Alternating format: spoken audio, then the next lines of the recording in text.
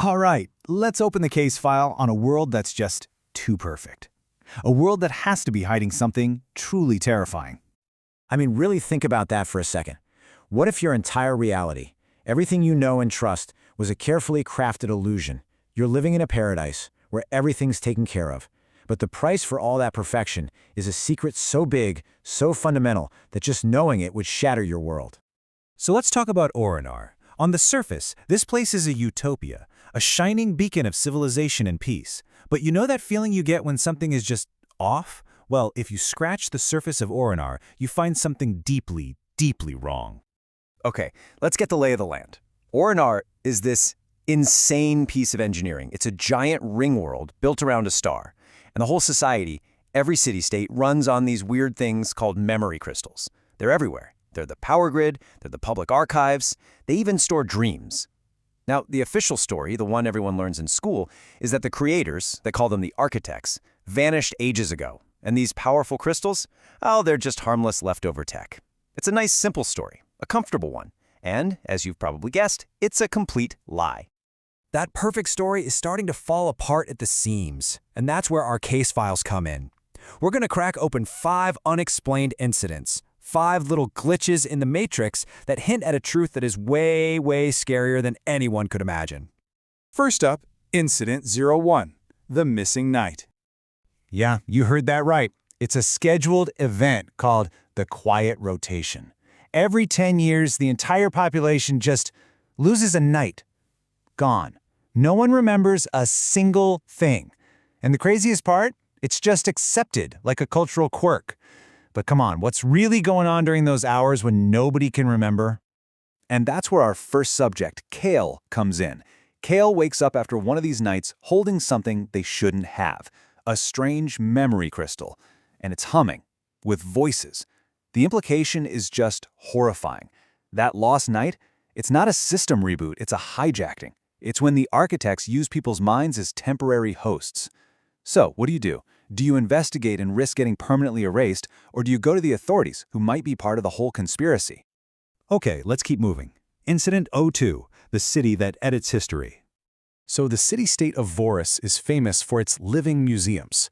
These are incredible holographic archives where you can walk through history in perfect detail.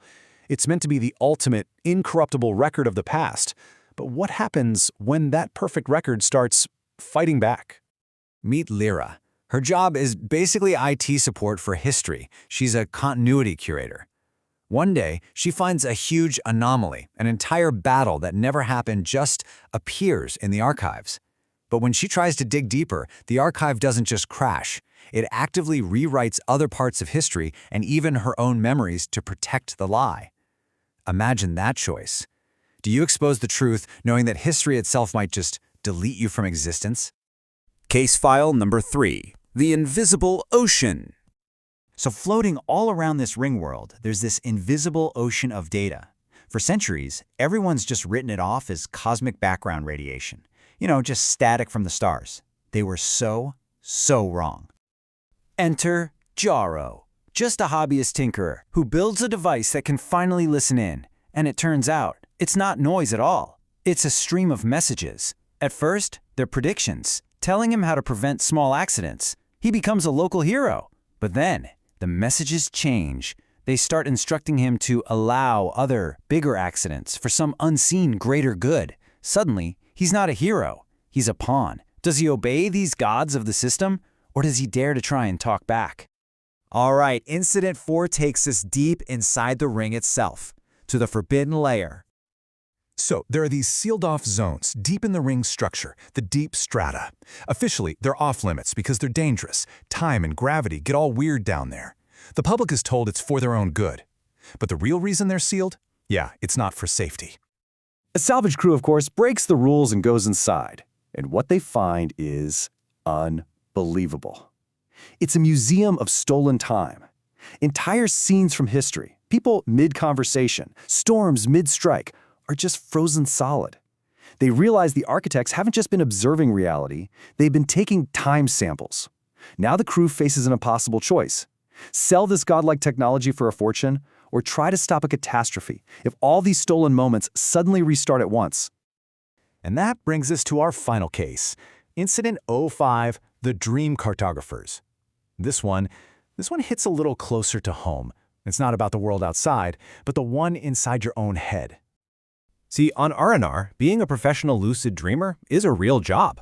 They're cartographers who map the shared subconscious. It's a strange but respected career. But there's one territory that is completely off-limits, a final frontier that no one has ever mapped and returned from.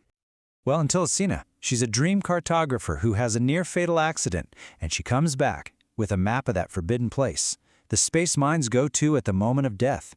Her discovery reveals the final terrible truth. The memory crystals, the dreams, they're an interface, a system the architects use to sort, copy, and archive human consciousness. So how do you live with that knowledge? How do you warn a world that their very souls are being indexed without them thinking you're completely insane? Okay, let's just pause and connect the dots.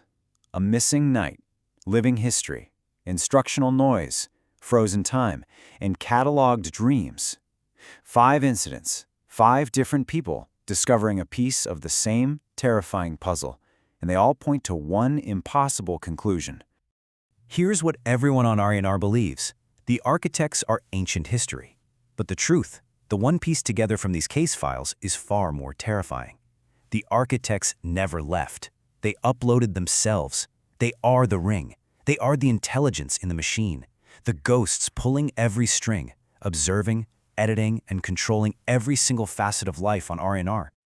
So once you know that, once you realize the creators are still here, still watching, the question changes.